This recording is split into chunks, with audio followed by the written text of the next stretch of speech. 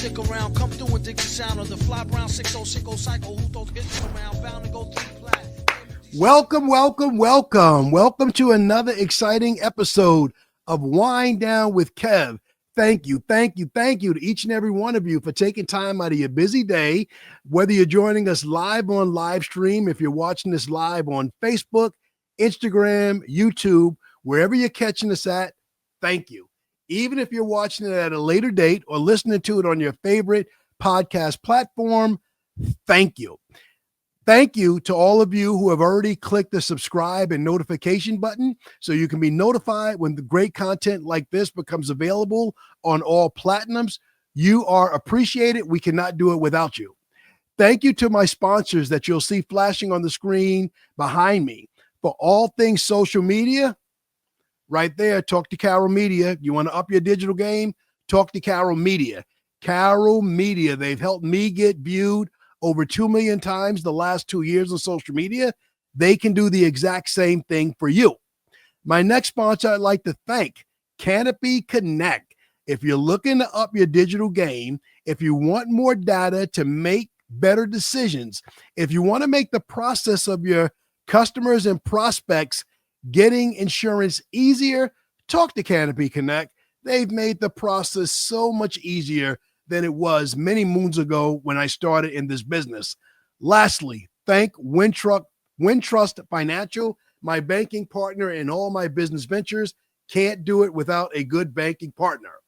All of that being said, today, really excited to bring to you a brand new agent from a state that we have not been to yet on our journey of doing 50 podcasts with 50 agents from 50 different states.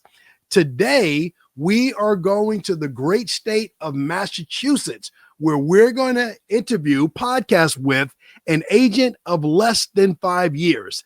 He's only 5 years as an agency owner, but he is absolutely a star already and a star in the making. So, ladies and gentlemen, put your hands together for Zach Vaswani. Thanks for having me on, Kevin. I'm really excited over here. Hey, Zach, happy to have you here, man. And let me start off before we talk about any Billy business stuff at all. Congratulations. You are a new dad of a 1 week old. Congratulations. Somebody put some congrats in the comments right now. How amazing is that? It's amazing, man. I tell you what, besides the no sleep, you know, little kids are just so cute at this age, man. It's look like little aliens, but they're cute as hell. I love it. And you shared with me offline, this is your second born, 2 boys. Oh, yeah. Perfect. You're doing it right. Keep going. I've got 3 of those editions of the boy edition myself. So keep going, man. Keep going. You're young. You got nothing but time to bring more guys into the world. And big shout out to the missus, the mother of your children. I thank her not only for your 2 sons, but for giving you time to be on this podcast. She's got to be like, we've got 2 under 2 in diapers. What are you doing? No, I'm really lucky. My wife, Courtney, has been extremely flexible with my schedule. So, you know, you hit the nail on the head. You hit the nail on the head there. All thanks to her. Thank you, Courtney. Thank you, Courtney. We appreciate you. Somebody thank Courtney in the comments. This is not easy. If you are a parent, you know parents. If you were once a baby, you can relate to what it's like for Courtney having 2 babies in her arms, perhaps at this time. So, Zach, let's go ahead and jump into it. You're with Allstate. You join us October of 2020. In the midst of the pandemic, you take on this new opportunity. What's your origin story? What did you do before Allstate? It's funny. Before I got to Allstate, I had been selling leads to insurance agents, and I noticed very quickly that insurance agents, especially the ones we were working with, were extremely successful. Not all of them, but a lot of them were doing. You know, some of them had Lamborghinis. Some of them.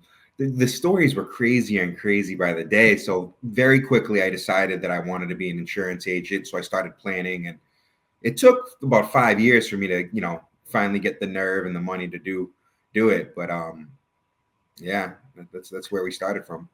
But I love your 5-year plan and journey. And don't tell anybody that insurance agents drive Lamborghini. Nobody knows that. That's just between you and a couple of guys. That Kevin doesn't drive a Lamborghini. So, but good stuff. 5 years of planning. So you're selling leads. Insurance companies, we buy leads from all sort of companies. It's one of the ways that we get new business to grow our agency. We need to find people that are looking for insurance, but you're selling leads and you're learning about this opportunity that seems to be pretty attractive. What was it? The lifestyle, the conversations, were you building relationships with agents?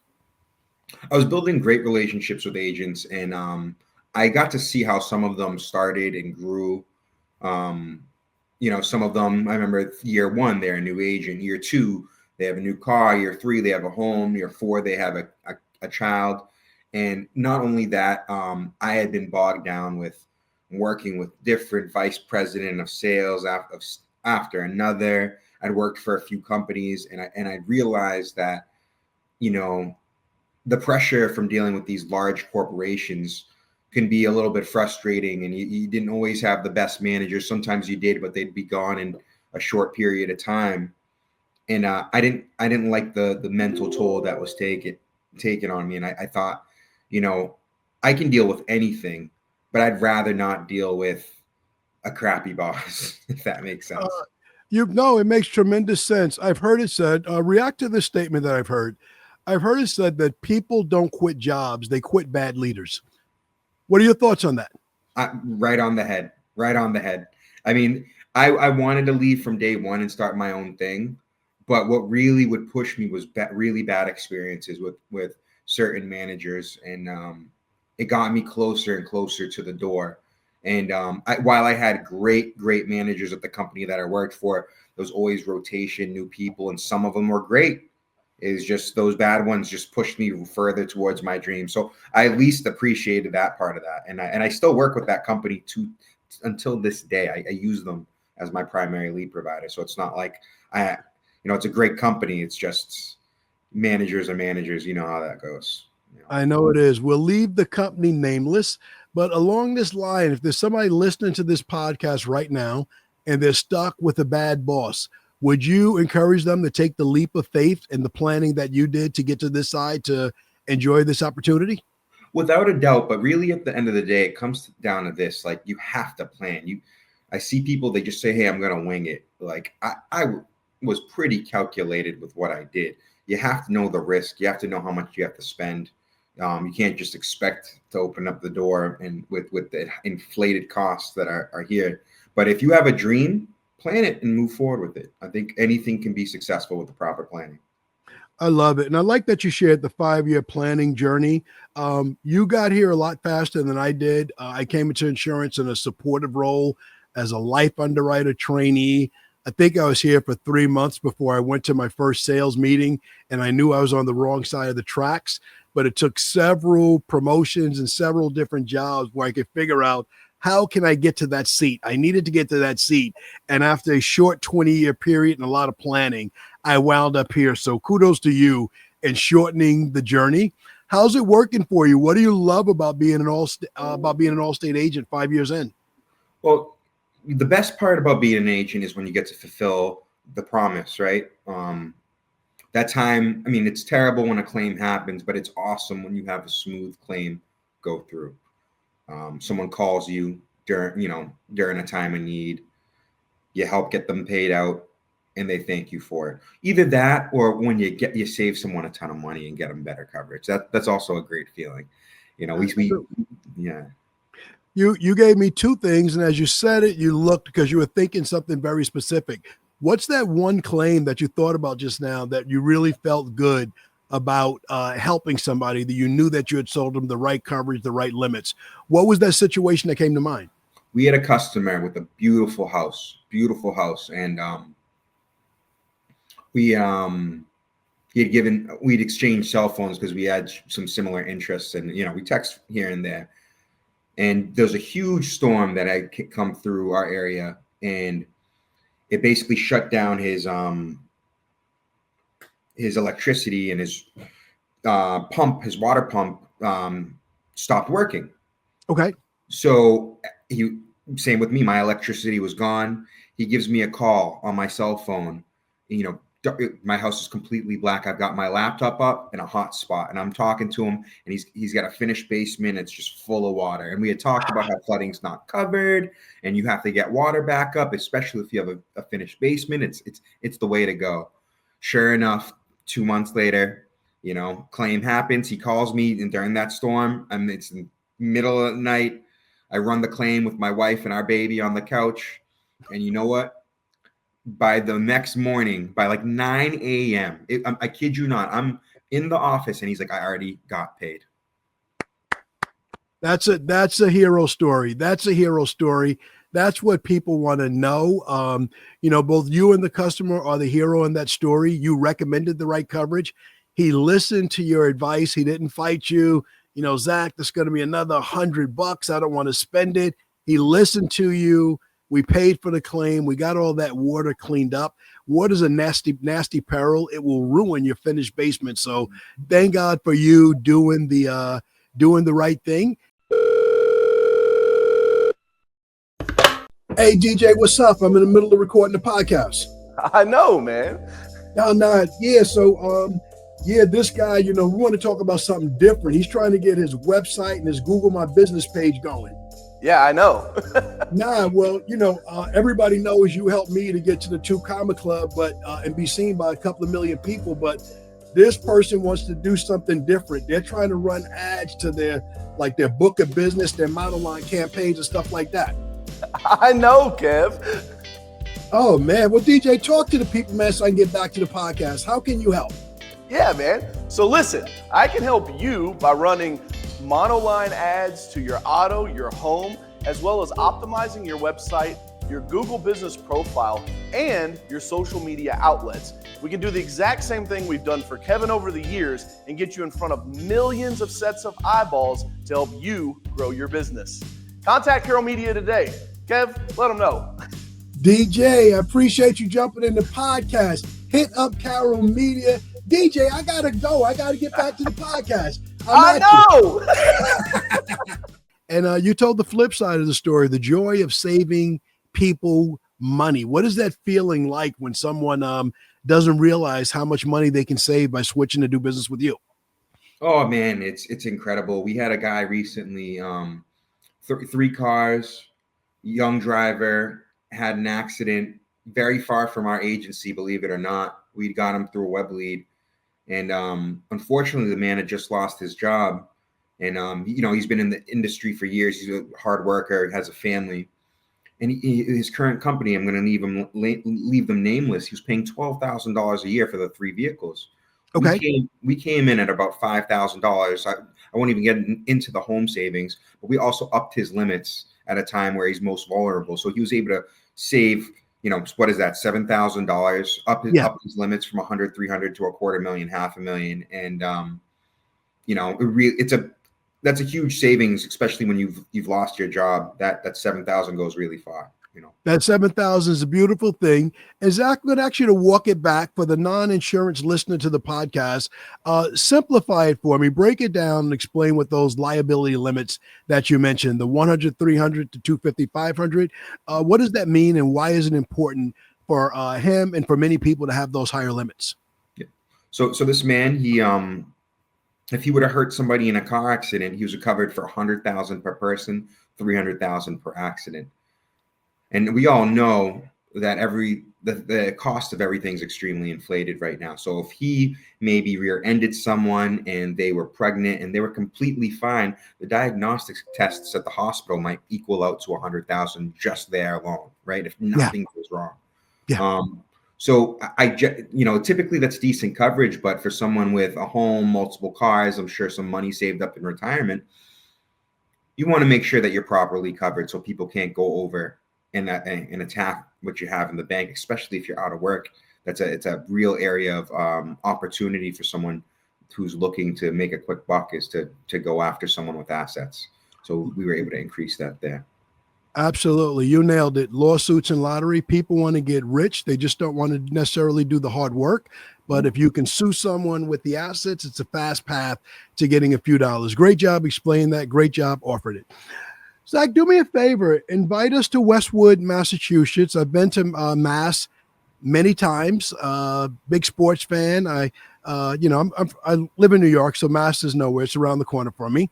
Where are you at in Massachusetts relative to Boston? How close are you to Boston? Tell me what area of Massachusetts you're in, and paint a picture for the people of where you're at and what's it like around there. Yeah, so we're in Westwood, which is about 20 minutes away from the city if there's no traffic, maybe 20 to 30 minutes with no traffic. Also about 15, 20 minutes away from Gillette Stadium, which is where I live. I live right outside of that. I can walk to that. But Westwood's a nice, very nice town, quiet, family-oriented, just a great place to live. It really doesn't get too much better than Westwood. I'd say it's definitely one of the top 10 cities to live in the state. I mean, towns to live in the state, for sure. So there's a disconnect there. I got to fact check you on this. You live in walking distance to Gillette Stadium, home of the New England Patriots. Oh, yeah. Multi-time Super Bowl champion with probably the greatest football player that's ever laced him up and played the game. And you described it as quiet. That can't be quiet. You know, it sounds crazy, but the way the stadium is set up, it is you can hear some things during the game. You hear the cheers, but you've got to be outside. You can't hear it from inside your house. It does get electric on Sundays. I'll walk that back a little bit, but any other day you wouldn't really realize it. You know, I've lived here for a bit now, so it's one of those things where you're kind of too close to realize it. And but it is cool. You'll be outside on the grill with the TV outside, and someone scores a touchdown, and you hear it right before the TV says it. That's the volume I would expect across the street from Gillette Stadium. Not so much maybe the last 2 years since Tom is gone. Now Bill Belichick is gone, but you guys had a run that will rival any run ever in sports. Through and through, New England sports fans, Patriots, Red Sox, Celtics, all the way through. Oh my gosh. My first email is like Celtic related, you know, all Boston sports. I'm a big Boston sports guy. I love the Celtics more than anything. You know, there was a time where I would have traded my parents for a championship. You know? Well, as a New Yorker, sadly, I hate to admit, I think they're going to repeat as NBA champions again. I think they have something special going there, very similar to what the Patriots had. I think there's a culture and a formula on that team that's going to be really, really hard to beat. Zach, what do you've answered this question already. Knowing the culture that you follow in sports team, talk to me about your team that you've built in your agency. So I've got a wide variety of guys working for me, guys and girls. And we're kind of like a family. You try to separate it, right? I'm not good at that. I'm not good at you know, really being that guy that's able to separate business from family. But like these guys are essentially my family at this point. And we've all got our different strengths. Most of my guys are real young, in college or just out of college. I do have a few senior guys that have been doing this for about 5 years. They started with me. And no, we're a big sports office. You walk in and there's, you know, Celtics images on the wall, Patriots images. We joke around with our customers, but everybody that works with our office, if you ever look at our reviews, they love working with us because we'd never worked at an insurance agency was before, and we didn't know what good service was. So what we found out is we go way over and above what normal people should do, but we can't stop. We've already set that precedent. You know? Well, that's reflected on your website reviews. I did look at your reviews. You've got 596 reviews on your website with a very high rating approaching 5 stars across the board. And to do that with a young team and to know that going above and beyond, what do you think's unique about your team? What put that together, and how did you establish service as a high standard? Well, our thing is we don't wait. We just don't wait. If something comes in, we take it off the plate immediately. And it can be a little bit frustrating at times, but we basically have a system in place where one of us will take care of it. If someone's busy, either me or one of my senior guys will jump on it immediately. So someone calls in, we'll tell you, we're going to get this done for you in 4 hours, 5 hours, whatever it is. We'll call you back in 15, 30 minutes and say it's all done, ready to go. Under promise and over deliver. That's kind of the strategy. So I love it. You're speaking my language now. Sports than business. As we go into the NFL draft tonight, we're recording this. The NFL draft is today. Do you want the Patriots to pick someone that's slower or faster? Faster, right? Oh, yeah. The Celtics, they have the advantage. They're faster. I haven't watched the Red Sox, so I can't give the analogy. Hey, Ray, it's Kevin. What's up? Hey, what's going on, man? Nothing, man. You guys have been helping me out for a while with all the digital things you can do at Use Canopy. But some of my guys, they're still having a hard time adjusting to the digital age. Talk to the people, Ray, please. Yes, sir. Well, Canopy Connect is the insurance data intake platform. Send a link out to your prospect. They, click on it, find their insurance carrier. We got like 350 insurance carriers on there. Click that, sign in, and they can be done there. You can ask them a few more questions you want, but we're going to pull all that insurance information, give it to you right in a nice dashboard. That sounds pretty quick. What are we talking? 2 or 3 minutes? Less. You can do that in 30 seconds, man. Wow. Nick, you're a big time marketing guy. What do you think? I think Canopy Connect is one of those tools that everybody should have in their back pocket. Makes it easy to use. You can send it out in emails and text messages. You can use it in social media campaigns, X-Date campaigns. All of those methods will work with Canopy Connect. Guys, I got to get back to the podcast, but you heard it right here. Use Canopy Connect. Go digital. Leave old school in the past. Nick and Ray, I'll catch you guys later. Easy. Let's go. See ya. When you tell me that we don't wait, it tells me that you're building a culture with the urgency of now. How important is speed in your agency? It's the most important thing. Speed, I'd say accuracy is right there with it. Okay. Speed and accuracy, it's at the top of our to-do list. And yeah. So here's the other thing. You mentioned the construct of your team.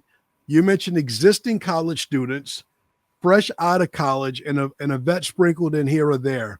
Many insurance agents listening to this podcast, many college students that will listen to this podcast, they will wonder how to get in the insurance business. So let me ask you, how did you find the college students that work in your agency?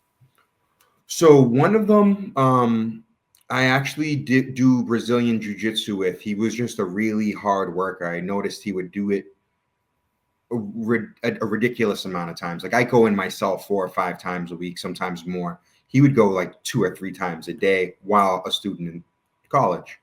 So nice. that attracted me, He had a job. So I had been keeping my eye on him for about a year, and then eventually he approached me after I had mentioned that if he's ever interested, let me know. So he approached me about a month later, and the time just worked out. And the other person, Allstate, actually recommended over to us, believe it or not. I love it. So agents out there, agents that coach, agents that listen, you're looking for a recruiting strategy to get younger, faster, more efficient, more accurate in your agency. There it is. Take it from Zach. Don't take it from me. Join Brazilian Jiu-Jitsu and make a job offer to the person that's most committed. There's a relationship. There's a saying that says the way you do one thing is the way you do everything. Has he brought that same energy into the agency? Oh yeah, he's starting off, and he's very green, very new, and he's got a good support system around it. But he's leading my office in texts responded through hearsay. So he is reaching people out through our compliant texting platform, and he's getting a lot of people responding back to him. And it's foreshadowing success. Yeah. Well, I love that you said that. Again, I talk to agents around the country all day, every day. And you mentioned a metric that most people aren't tracking. He's leading you, and text is being responded to. How much are you guys texting out of your agency, both for customers and for prospects? How much are you texting? Oh man, everybody in my team is sending 60, 70 texts out a week, minimum.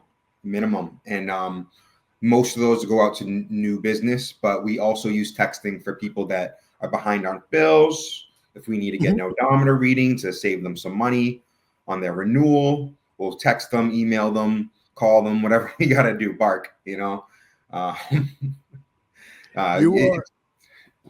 No, go ahead. I'm listening. It's all about that multi-pronged approach. It's not just one thing. It's like, a lot of people are drifting towards technology, so you have to tackle that. But we also do traditional methods as well. If you really need to get somebody on the phone, why not try everything, Yeah. I agree with that 1,000%. You joined the agency in 2020. We're early in the pandemic, 7 months in. How has your agency changed digitally from a marketing standpoint? You were selling leads. I'd imagine that you launched the agency. Did you buy an agency or did you start from scratch? I bought an agency. Yep. Okay. You bought an existing agency. Coming from selling leads, I imagine that you're buying a ton of leads. How much in addition to buying leads with the multi-pronged question, how many digital things are you doing in your agency to generate new business beyond buying leads, beyond texting? So, but believe it or not, most of what we're doing is texting, emailing, but we also have a pretty cool mailing campaign, and we don't buy mailers. They don't work for us. I'm sure they would work if I applied more consistency to it and spend a lot more money on it. But we found a different strategy that's been working for us. What we do is if we find a good lead, we mail them a quote. I'm talking about if we find an amazing lead, you're a homeowner, you have multiple cars, whether you were on the phone with us or not, we're going to mail that quote to you. We're going to text you saying, hey, we mailed this out to you. We're going to leave you a voicemail saying we mailed it out to you. We're going to leave you a voicemail in 2 or 3 days saying, hey, did you happen to get that letter? And then we're going to text you again or email you a personalized email. We do that for the stuff that we love. If we see something that we truly believe in, we're going to send that letter out there. I'm trying to start something new. I'm trying to wine and dine mortgage people and give them Celtics tickets. That's what I want to do. Give them Celtics tickets so they love me, and then they return some favors. There's nothing bad about that, man. COI relationship strategies are awesome, and having an experience with the Celtics game is an awesome personal experience. The business will absolutely follow that. How tough is it in Massachusetts to get a license and to get into the business? So you have to do these 2 exams if you want to write property and casualty.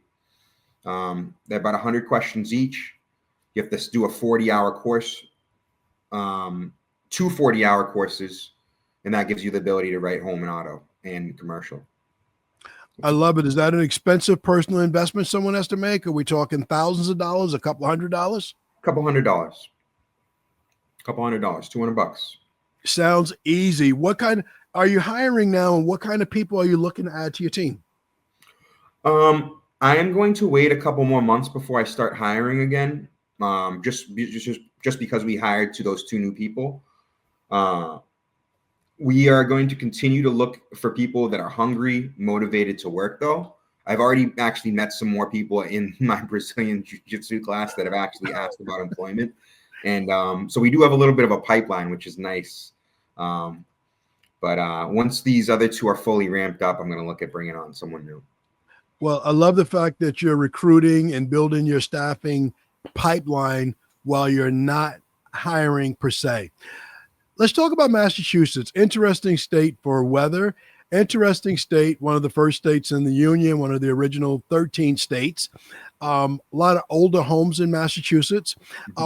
What coverages are critically important for you to talk to your customers about as a local agent that an 800 number or a .com company may not think of to properly protect people? Okay, so building codes coverage is a pretty important one, especially for older homes. Without that coverage, your clients are left holding the bag if they run into a situation where there is a claim and they have to bring the home up to code. Otherwise, they might spend an extra $5,000, $10,000, $20,000 out of pocket trying to get their home there. And That's really something that we lay into. Water backup coverage is another one, because we've seen a increase in water coming into our state. Just some, notes. We've seen people that live by streams that have always been dry that are now full, right? It's just a lot of rain coming. I don't know if it's the entire Northeast or just Massachusetts, but the basements flooding have become increasingly more popular. And go ahead. And then the last one would be the extended limits, inflation. I think this is not just a Massachusetts thing, with tariffs and what's going on in the world with, the supply chain being affected by the pandemic. At any point in time, the cost of goods could go up and cause your coverage to not be sufficient. So it's really good to have those extended limits on your policy. I love it. Zach, I'm going to ask you a question again, just for the non-insurance audience. Building codes coverage. Explain to a novice what that is. Explain to me like a 2-year-old. Okay, so let's say you were to suffer a fire in your kitchen, and it's about $120,000 worth of damage. But upon repairing, we find out that your house is out of code, and to get your house to code, we're going to have to spend another $18,000 to get it there. Now, without building codes coverage, or ordinance coverage, some companies call it, you would essentially have to come up with that money out of pocket, because you didn't purchase coverage that would say, hey, we're going to bring your house to code, So this coverage takes care of that situation. It covers that gap, that hole. I love it. That's well explained, especially when you look at the construction of your local area. Some parts of Boston, I don't know Westwood per se, but with homes there, some being built in the 1700s, 1800s, 1900s, that workmanship and those codes, those things that are required that go into those homes, they don't exist today. So you have to replace a lot of things. So it's good that you have emphasis on that. And that's a great separator, and it emphasizes the value of the local agent, which is my driver as to why I'm doing the 50 podcasts with 50 agents from different states, just to get those little nuances that if someone's buying online, buying coverage from an 800 number or a .com company, they're not going to get that information. Have you had that experience where someone's come to you and the conversation is all about price? I just got it online and that's all I care about. Talk to me, Zach. That struck a nerve. Yeah, we see that all the time. And, whether they bought it from another company, that's usually what we see. And they cheapened out. And we even see this with customers that sometimes leave us and they think that they got a better deal.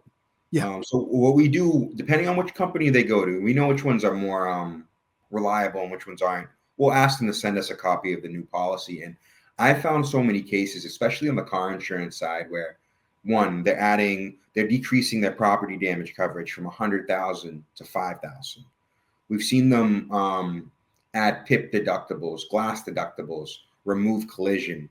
And if we're looking at the coverages apples to apples, if we had just done those same things, ours would have been cheaper. And we'll have that conversation with them and they'll realize, oh my God, I don't even want those to be removed. Yeah. Right? What are those, Zach? And then we walk you down the line. We'll tell you what these things mean. And it's disheartening to see people work with that, but you hit the nail on the head when you're talking about those 1-800 numbers, when you're talking about buying something online. With the buying something online, you don't know what you're purchasing as a consumer. You think you do, but you don't. And when you're buying something from a 1-800 number, that person is never going to talk to you again. So there's no accountability. They're off in the wind. Something happens, who are you going to call? And with us, it would be embarrassing if someone from my team did that. I would be afraid to show my face out in public if my team did that. And there'd be severe consequences if anyone ever did. They wouldn't work for me anymore.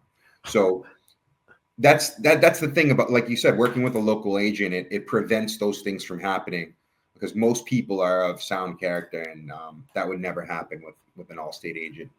I could never see that. I love it. Your conviction, your commitment to those answers, your whole continent's changed and giving those answers. We started this with your origin story of how you came to Allstate, having some bad bosses that made you want to leave and do your own thing. Knowing the bad bosses that you've had, What has shaped your journey? What kind of leader are you now that you weren't 5 years ago? Well, I'm a patient guy, sometimes too patient, and it'll be the death of me. But really try to work with my team. I had a guy, he failed this test 12 times, and he was really struggling at selling, and he got a temporary license when he was going through the pandemic. The state awarded him with one, so he was still able to write business. And he struggled, but once he got his license, 3 months later, after some serious conversations about what he needed to improve on, I saw that he was hungry. I didn't fire him. I could have, because of his performance. And you know what? He's my second best producer. And so patience is my thing. Sometimes I'm way too patient, but I'm also direct. If you're doing something I don't like, I'll let you know. And sometimes I'm a little too nice about it, but once it's come up a few times, you're going to get a little bit more of an intense conversation, if that makes sense. I hear it in your voice. It makes sense. I'm afraid. I don't want to mess up. Everything you say, it shifted like immediately from the quality of the coverages, doing things right, the sense of urgency, it all shifted. And I get it. I got it. I respect your delivery. And man, someone has the opportunity to work in your agency. It's a good idea to be lockstep in with your vision. So we opened a call talking about family, congratulating you on the birth of your second son. We've gone deep into your agency. We've talked a little bit about the area of Massachusetts, where you are.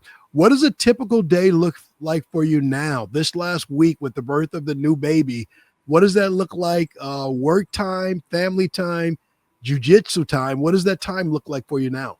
It's funny. It's funny you asked that. So I've got a few weeks where I'm going to be at home, not working. I was just at an Allstate meeting 30 minutes away from my house with the state. My wife is awesome, I'm telling you. I've taken a couple calls a day, nothing too much, but my team is really kicking butt.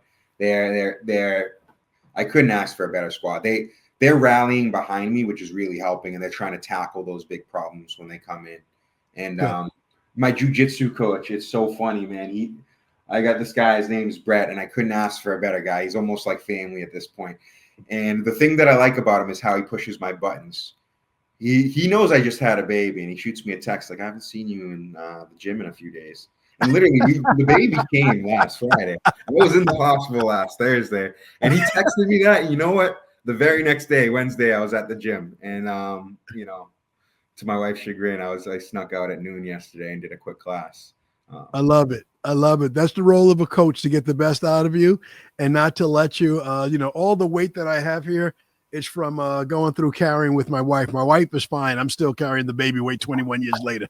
I love it. So I love you. I love your coach that he didn't allow you to do what I've done many, many years ago. Your day start in the morning. You're home for a couple of weeks. At the end of the day, it's an impossible question, but I ask everyone this question. With the newborn, it's impossible, but how do you decompress? How do you wind down at the end of the day? So if I'm not going to class, jiu-jitsu is typically my wind down. I usually do that midday, and that helps take out the stressors from what's going on. But when I get home, hanging out with the family can be a decompression, whether it's going on a walk in our neighborhood. And, we have a 2-year-old. He likes to move, and it's nice doing that. Listening to music. He's into music. So we listen to some random stuff, and he's all over the place with what he likes, and listening to music, putting him down for bed, and then, watching TV. The wine part of it has kind of slipped from me because those hangovers, man, those 2-day hangovers. You got to pay the next day. No, You can wind down without wine. It's okay, because you got to pay for it the next day. Sometimes you can have a glass and nice and easy tonight, but if you're a step slow at 6 a.m, I'm a 5 a.m. person, then you say, you know what? I can't midweek. No, not me. Not now, not ever again, until you make sure you've got some time. And especially now, you don't want that deep sleep. You've got to be alert. Like you're just passing through. If nothing less, I'm sure you're trying to get up in the middle of the night and do what you can to help. Oh yeah. A couple times a night. And you know what? When they're a couple years old, I'll be back to fun, Zach, and I'll be back back with it. Right now, this is stern dad Zach. So funny thing, your name, Zachary, not a common name, not an odd name, but I looked at your website. You also have a Zach on your staff.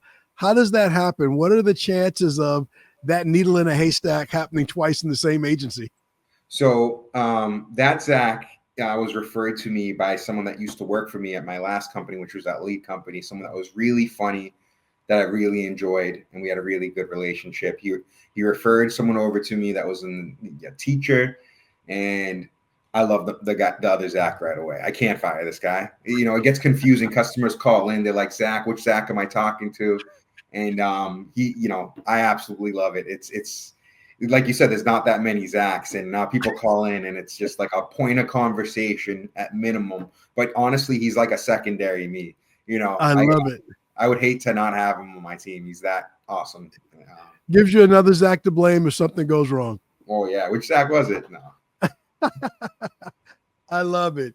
Zach, let's close it out with my question I end for everybody. If there's somebody like you thinking of this opportunity or another opportunity in life that they want to take, I want you to give them some encouraging words about just planning, moving on, their desires and their dreams, whatever you have it. I'd love to hear. And also, if there's something that you want to share on this podcast that I didn't ask you about, let me let you have the floor and have that before I wrap us up. Yeah, I mean, I think anything is achievable. It's a pretty amazing world. We can do almost anything, but it really comes down to being disciplined enough to, not spend a lot of money when you can and save up. And then 2, having a really actionable plan. Things are going to get tough, but you want to have it planned out. You want to know exactly what you're going to be spending, how much you need to produce, what it's going to cost to produce that, and executing. Have I done what I needed to do today? If the answer is no, then how do I get there the next day and make sure that answer is yes? That's some awesome advice, man. You got into my favorite areas. You talked about cash flow, planning, execution. You are speaking my language. You have been an amazing guest. So let me thank our listeners, and then we're going to give you a warm Wine Down with Kev round of applause before we close it out. So thank you, everyone that watched this podcast live, whether you watch it on Facebook, Instagram, or YouTube. Thank you. You are appreciated. For those of you that haven't done it yet, click the subscribe and notifications button now so you can be notified in advance when awesome content like this comes out. Big thanks to my sponsors that you see on the screen behind me, Canopy Connect, Carol Media, for all things social media. If you're looking to up your digital game to make it easier for your customers to buy from you, please tap into Canopy Connect. Please tap into Carol Media. Let them do the rest. Thank me later. And to our wonderful guest that we had today from the great state of Massachusetts. He is a Red Sox fan. He's a Celtics fan.